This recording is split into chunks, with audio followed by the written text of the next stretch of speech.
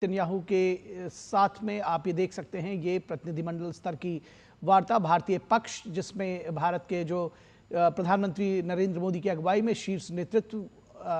मौजूद है और उसके साथ ही साथ प्रधानमंत्री बेंजामिन नेतन्याहू के साथ में भी जो इजराइल के का प्रतिनिधिमंडल है वो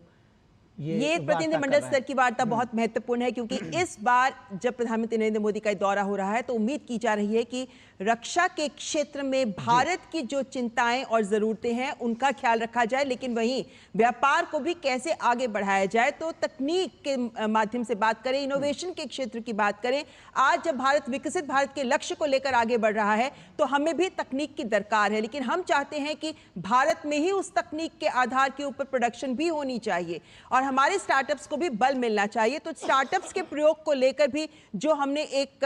श्रृंखला शुरू की है सहयोग की इजराइल के साथ, उसको किस तरीके से आगे बढ़ाया जाए, विभिन्न क्षेत्रों में दोनों देशों की क्षमताओं और आवश्यकताओं को देखते हुए क्या दशा दिशा आगे तय होती है, वो इसी प्रतिनिधिमंडल स्तर की वार्ता से संभव पूरी होगी। और जैसा एम्बेसडर तायल ने हमें बताया ही था कि एक लंबी बातचीत होती है, पूरा काम किया जाता है, जिसके बाद यहाँ पर समझौतों पर हस्ताक्षर किए जाते हैं और जिस तरीके का दोस्ताना रवैया, जिस तरीके की भाव भंगिमाएं, जिस तरीके के बयान हमको सुनने को मिले हैं कल से लेकर अभी तक, वो ये दिखाते हैं कि विश्वास बहुत मजबूत है और दोनों देश हाथ पकड़कर एक दूसरे के साथ आगे बढ़ने को भी तत्पर नजर आते हैं। और इन मायनों में ये प्रतिनिधिमंडल स्तर की वार्ता जिसके दृश्य आप तक हम लेकर आ रहे हैं, ये बेहद महत्वपूर्ण है। बिल्कुल, और दोनों देशों के बीच में आपसी हित को लेकर के जिस तरह से कि ममता ने कहा, तमाम जो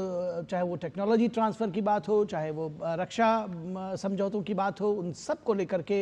बातचीत ये हो रही है और ये एक तरह से जिसको कहना चाहिए कि समीक्षा होती है और फाइनल जो दौर है इसको समझा जाना चाहिए, क्योंकि इसके बाद जो MOUs हैं वो उन पर साइन होती है। तो विभिन्न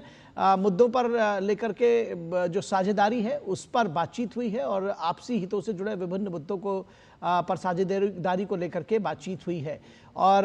पीएम मोदी और इजरायली पीएम के बीच जो ये प्रतिनिधिमंडल स्तर की वार्ता है, ये जो दृश्य है ये भी बेहद महत्वपूर्ण है और इसका संदेश, जब हम बार बार ममता संदेश की बात कर रहे हैं तो इसके भी बहुत और इसके कुछ संकेत हमें मिल गए थे। जब प्रधानमंत्री नरेंद्र मोदी ने कल इजराइल की संसद क्नेसेट में अपना संबोधन दिया तो उन्होंने इस बात को रखा कि कैसे जो न्यू टेक्नोलॉजी, इमर्जिंग टेक्नोलॉजी के क्षेत्र हैं, चाहे हम क्वांटम कंप्यूटिंग की बात करें या फिर हम आर्टिफिशियल इंटेलिजेंस की बात करें या फिर सेमीकंडक्टर्स की बात करें, जो इमर्जिंग टेक्नोलॉजी है, जो आधुनिकतम तकनीक है जिसकी दरकार सभी देशों को है और भारत आगे बढ़कर इस तकनीक को अपनाना चाहता है। और ऐसे दौर में जब देश अपनी तकनीक को किसी के साथ साझा करने को आगे नहीं बढ़ते नजर आ रहे, जब विभिन्न देश तकनीक के आधार पर तकनीक को ही एक तरीके से कह सकते हैं कि विभिन्न देशों के बीच की स्ट्रेटेजिक पावर के तौर पर यूज करते हैं, स्ट्रेटेजिक वेपन के तौर पर यूज करते हैं, ऐसे में अगर कोई देश आपके साथ तकनीक साझा करने को आगे बढ़कर आता है तो दिखता है कि वो चाहता है कि आपका वास्तविक दोस्त है वो। और इसीलिए यही संकेत हमें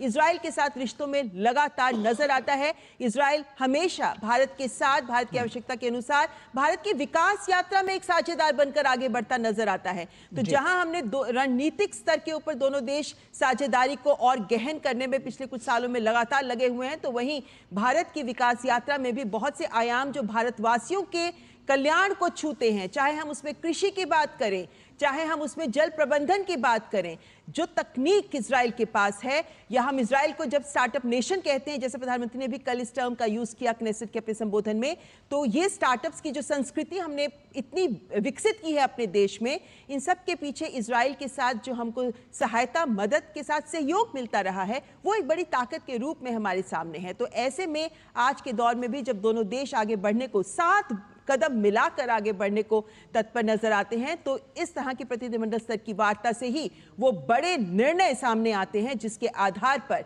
दोनों देश एक दूसरे के साथ मिलकर आगे बढ़ सकते हैं। बिल्कुल, और दो महत्वपूर्ण देश, दो शीर्ष नेता आमने सामने बैठे हुए हैं और इजराइल और भारत के बीच के संबंध दो वैश्विक नेताओं के बीच का एक शक्तिशाली गठबंधन अगर कहा जाए तो गलत नहीं होगा। नवाचार, सुरक्षा और साझा रणनीतिक दृष्टिकोण के ये दोनों देश भागीदार हैं। यह दृश्य, इसीलिए मैं बार बार कह रहा हूं कि बेहद महत्वपूर्ण है। साथ मिलकर स्थिरता और प्रगति के लिए प्रतिबद्ध राष्ट्रों का एक गठबंधन सामने देखा जा सकता है भारत और इजराइल के तौर पर। और जिस तरह से कुछ दिन पहले जब प्रधानमंत्री नेतन्याहू ने कहा था कि भारत के प्रधानमंत्री वहां आने वाले हैं, उनको क्लोज फ्रेंड कह करके उनको संबोधित किया था। तो ये अपने आप में रिश्तों की गर्माहट को भी दर्शाता है, और किस तरह से तमाम, जब हम बात करते हैं कि जो ममता ने कहा अभी कि भारत के लोगों के हितों की रक्षा, सुरक्षा और उनको आगे ले जाने के लिए किस तरह से हम, चाहे वो टेक्नोलॉजी ट्रांसफर की बात हो, चाहे वो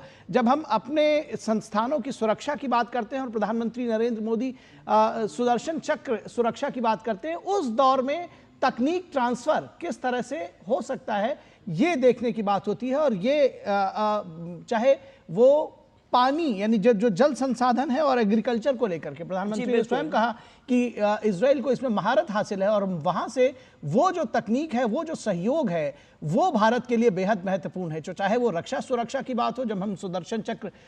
की बात करते हैं, और चाहे वो जल संसाधन और एग्रीकल्चर की बात हो, उन सब में यानी कि आमूल चूल परिवर्तन लेकर आने के लिए। आइए उनका रुख कर लेते हैं।